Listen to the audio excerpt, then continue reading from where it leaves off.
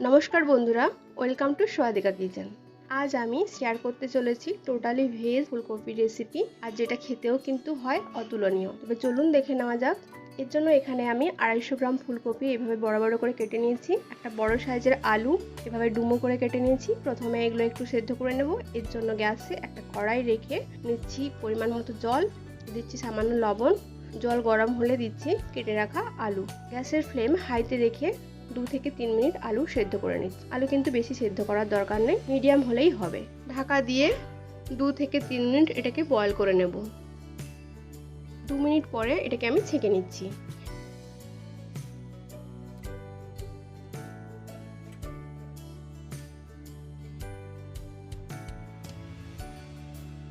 গ্যাসের flame of করে দিচ্ছি। সেই আলু সেদ্ধ করা গরম জলের মধ্যে দিচ্ছি ফুলকপি। যেহেতু এটা অফ সিজনের ফুলকপি, তাই এটা একটু ভাপিয়ে নিচ্ছি। এ সময় কিন্তু গ্যাসের ফ্লেম আমার অফ আছে, বেশি সেদ্ধ করার দরকার নেই। সেই গরম জলের মধ্যে 2 থেকে 3 মিনিট রাখার পর এই অবস্থায় এটাকে এবার আমি ছেঁকে নিচ্ছি।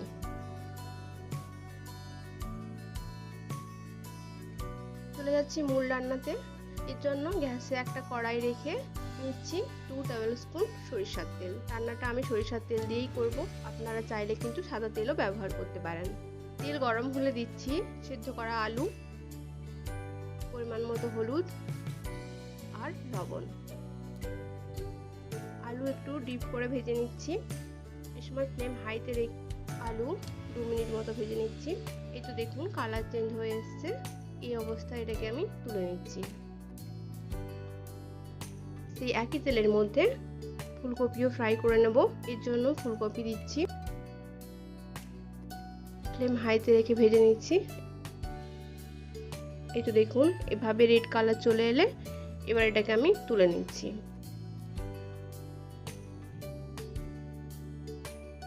কড়াইতে আবারও অ্যাড করছি 2 টেবিল স্পুন সরিষার তেল। ফোড়নের জন্য দিচ্ছি তেজপাতা, 2 থেকে 3টে ছোট এলাচ যা আমি ফাটিয়ে নিয়েছি, সামান্য দালচিনির স্টিক, একটা লং, গোলমরিচ,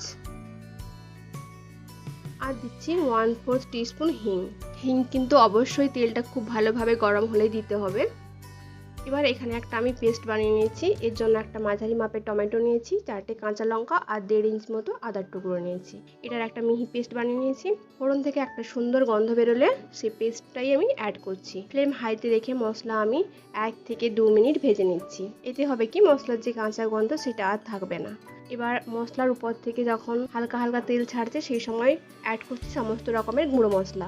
এখানে থাকছে 1/2 টিস্পুন হলুদের গুঁড়ো, 2 teaspoon Kashmiri red chilli powder, এটা অপশনাল, আপনারা চাইলে কিন্তু অবশ্যই স্কিপ করতে পারেন। দিচ্ছি 1 টিস্পুন ধনের গুঁড়ো আর দিচ্ছি 1/2 টিস্পুন জিরের গুঁড়ো। এবার সমস্ত কিছুকে খুব ভালোভাবে কষিয়ে নিচ্ছি। মিক্সির যে জারে আমি পেস্টটা বানিয়েছিলাম সেটা ধুয়েই সামান্য জল অ্যাড করছি মশলাটা কষিয়ে নেওয়ার জন্য। জল দিয়ে আবারও খুব ভালোভাবে কষিয়ে নিচ্ছি। সময় নিয়ে মশলা খুব ভালোভাবে কষিয়ে নিতে হবে। এখানে টোটাল 3 থেকে 4 মিনিট আমি মশলাটা কষিয়ে নিয়েছি মিডিয়াম টু হাই ফ্লেমে।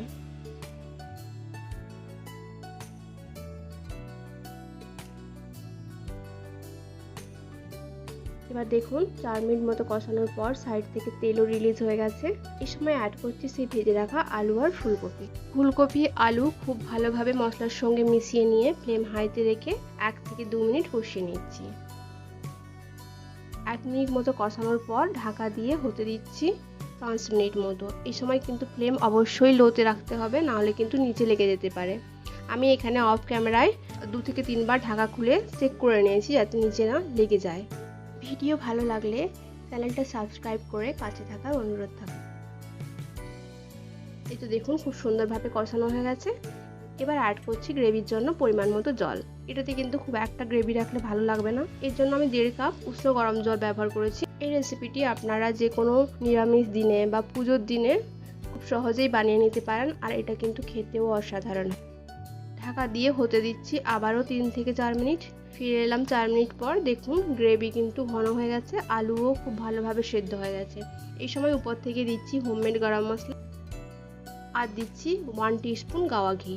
এবার সমস্ত কিছুকে খুব ভালোভাবে মিশিয়ে নিয়ে ঢাকা দিয়ে গ্যাসের ফ্লেম অফ করে দিচ্ছি। গাওয়া ঘি, গরম মশলা ফ্লেভারটা তরকারির মধ্যে থাকার জন্য কিন্তু এটা আরও টেস্টি হয়। এই রেসিপিটি আপনারা চাইলে ভোগের প্রসাদ হিসাবেও বানাতে পারেন। অন্তত একবার এরকম বানিয়ে দেখবেন, আশা করছি হতাশ হবেন না, খুব ভালো লাগবে।